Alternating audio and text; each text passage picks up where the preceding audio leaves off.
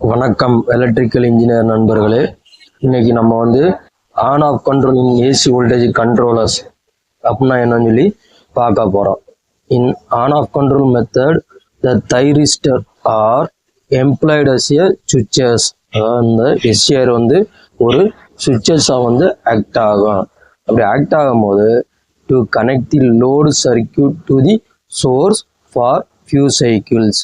அதாவது கொஞ்ச நேரம் இந்த சோர்ஸ் வந்து லோடோட கனெக்ட் ஆகும். அதே டயத்தில் of the source voltage and disconnect it for another few cycles.